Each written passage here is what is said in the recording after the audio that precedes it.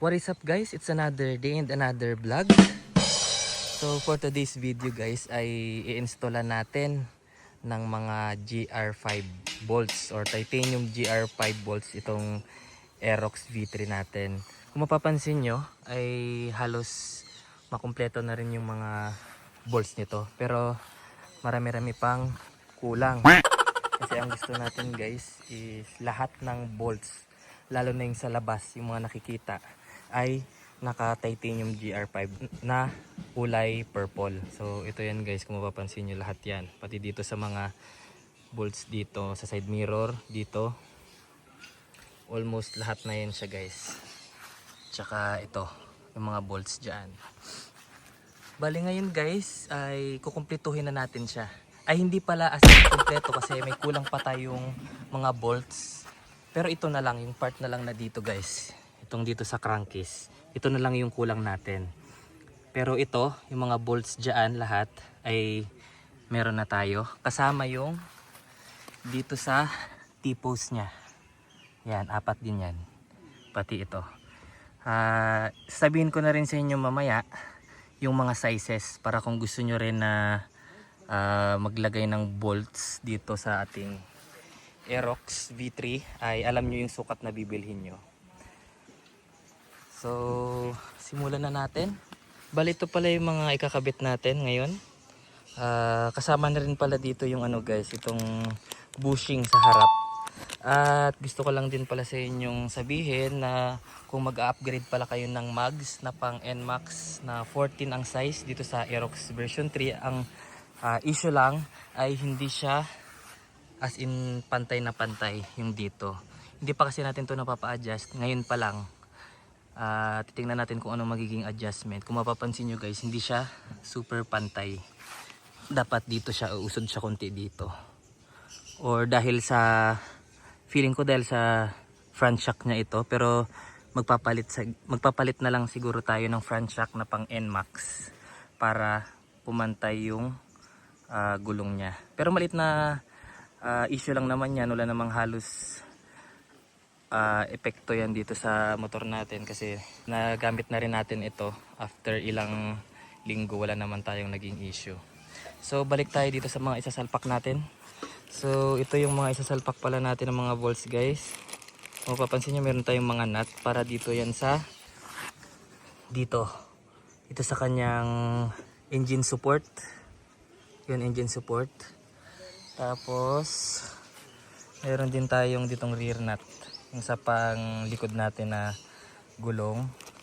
Tsaka payo ko pala sa inyo guys, bago kayo bumili ay alamin nyo muna yung totoong sukat. Kasi kagaya nito sa akin, hindi ko sure kung salpak ba to itong bolt na ito para sa engine support nya. Nagbili ulit tayo, titingnan na lang natin kung merong kakasya dito na pagpapalitan natin. So ito rin pala guys, papalit pala tayo nito. Ay magkakabit din pala tayo nito guys, ARM na neck cover para dito yan guys. Yan. So umpisahan na natin.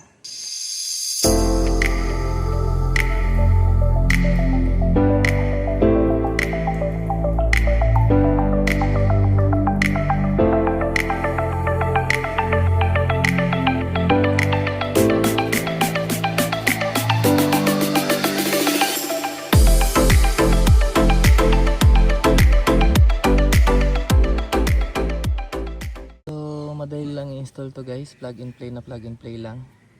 Dalawang bolts lang ang kailangan nyong i-attach at good to go na. So ang susunod nating bolts na ikakabit ay yung dito sa fender. Kasi di ko napansin nung nakaraan na may bolt din pala dito, kaya hindi natin na-orderan. Pero ngayon ay nabilihan na natin siya. Dalawa pala ito guys. At ang ikakabit natin sa kanyang bolts ay yung para siyang umbrella type ng titanium. Pakita ko sa inyo.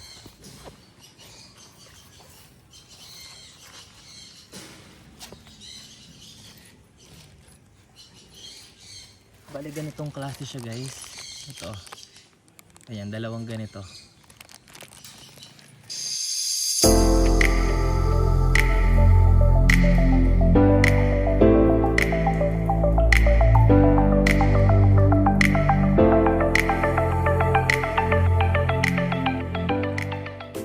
isusunod natin guys yung mga bolts dito sa kanyang swing arm, yung tatlo na yan. Yung pinakamalaki dyan guys, baka ipakabit na lang natin kasi wala tayong tools na kakasya dyan. Bali maliban sa tatlo, meron pa pala dito sa gilid itong isa sa may butas.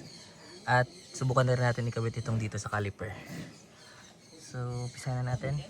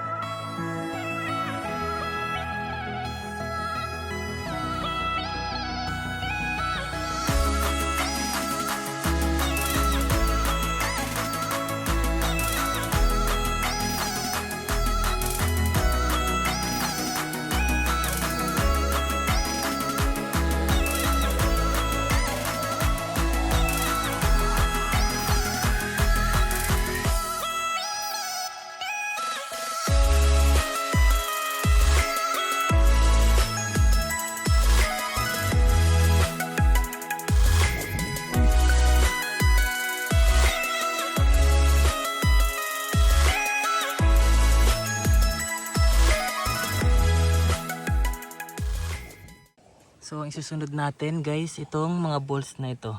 Kasama itong sa mga crankcase bolts natin. Kumpletuhin na natin yan hanggang dito, dito. Yung mga bolts na ito guys. Bali ang kulang na lang natin ay itong mga bolts dito. Pero parating na rin yung mga bolts natin dyan na titanium. Kaya hintay-hintay lang tayo. Unahin muna natin yung mga iba. So umpisa na natin.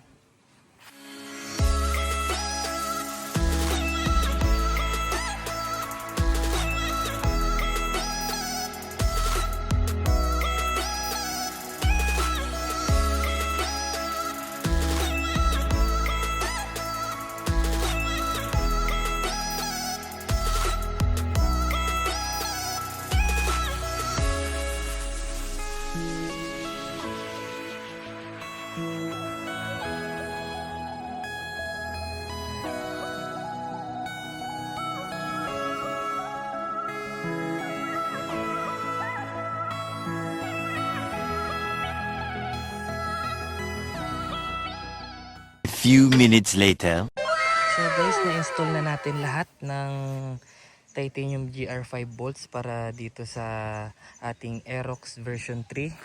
So isa-isahin natin yung mga kinabit natin ngayong araw. So as is na kasi yung iba dito, yung dito sa mga bolts na to. Then ito lang yung kinabit natin ngayon. So ang nadagdag pala guys ay itong sa kanyang engine support, dalawa ito. Yan yung isa. Bali ang sukat pala nito guys dito sa baba ay 10 mm. Tapos yung dito sa taas ay 8 mm na nut. Then proceed tayo dito guys sa kanyang swing arm. Bali dito sa kanyang swing arm guys, itong rear nut na yan ay specific para sa Aerox. Kumbaga pag sinearch nyo to sa Shopee, dapat ang isi-search nyo ay titanium GR5 bolts for Aerox or rear nut bolts para sa Aerox. Tapos ito naman sa caliper niya guys, ang sukat nito ay 10 by 35. Bali 2 peraso ito. Tapos itong kanyang banjo bolt ay for Yamaha. Iisa lang naman yung klase na basta pang Yamaha na banjo bolt. Then ito rin yung kanyang bleeder. Titanium din kasi yan guys. So ang sukat naman ng mga tatlong bolts na to ay 6 by 15. 6 by 15 itong tatlo. Ganon din itong bolt dito sa taas. Para sa sensor yan pang-abang. Then dito naman tayo sa shock bolts. Dito guys, magkaiba kasi yung sukat ng sa taas at saka dito sa baba. So ito yung sa baba guys. Sana ba yan? Yan, ito. So ang sukat ng sa taas guys, ang binili natin ay 10 by 30. So ito siya, ganito siya kahaba. Yan, ganyan. 10 by 30. Sa baba naman ay, so ito siya guys. Yan ay 8 by 35. Medyo kapus pa nga eh. So pwede siyang 8 by 40. Pero yung 8 by 35 ay saktong sakto lang. So proceed tayo dito sa kabila. So yun nga, kabilaan to siya. Bali ang orderin nyo kung magpapalit kayo ng GR5 bolts para dito sa engine support ng Aerox. Dito sa taas ay 8mm. Dito sa baba ay 10mm. Dito naman sa ating side stand, meron kasing bolt dito. Ito ay 10mm na nut. Bali ito pala guys, meron pa talaga tayong kulang. Ito ay parang ehe na rin to eh, kasi hanggang dulo to kabilaan. Pero sa kabila hindi kasi siya nakikita yung nut. Titingnan natin kung may makikita tayong titanium na ganito yung sukat niya. Pero as of na wala pa. Then dito sa mga engine o sa crankcase, ang sukat nito ay 6 by 40. Ang mga sukat nitong bolts na to guys, medyo mahaba kasi to. Kasama na yun yung dito, itong mga bolts dito guys, pati to. Yan. So yan yung bolt dito guys. At sa shock bolt nga pala, syempre dalawa rin, dalawang 8 by 30. Ay dito pala yung 8 by 35 sa baba, tapos sa taas yung 10 by 30. Tapos dito naman tayo sa T-post. So yan guys, apat din sa T-post. Pasensya na, medyo madumi, din natin nalinisan yung sa loob. Pero yung dito sa T-post niya guys, ang sukat nito ay 10 by 40. Apat na peraso. So yun lang naman guys, halos kompleto na to. May iilan na lang talaga tayong hindi nalalagyan ng titanium GR5 bolts. Medyo madugo-dugo rin kasi yung price nito guys, kaya hindi natin siya na isahang bagsakan. So guys, sa mga gusto pa lang mag-order dyan, kung ako sa inyo, ang payo ko sa inyo po nag-order kayo, ay dapat isang shop lang ang bilihan nyo. Kasi minsan nagkakaiba ng shade yung kulay. Kagaya nito sa akin guys, iba yung binilhan natin itong dito sa swing arm tsaka pipe. Pink to, pink or purple, pero iba yung pagka pink nya, medyo iba yung shade. So suggest ko sa inyo, pag nag-ano kayo ng balls ay isang shop lang. So ang pinag-orderan pala natin itong mga balls nito, itong mga last batch ay dito sa shop na to guys. Hanapin nyo lang to sa Shopee, then add to cart na lang. So that's all for today's video guys. Salamat sa mga nanood. At syempre bago tayo magtapos ay bigyan ko muna kayo ng kaperasong montage.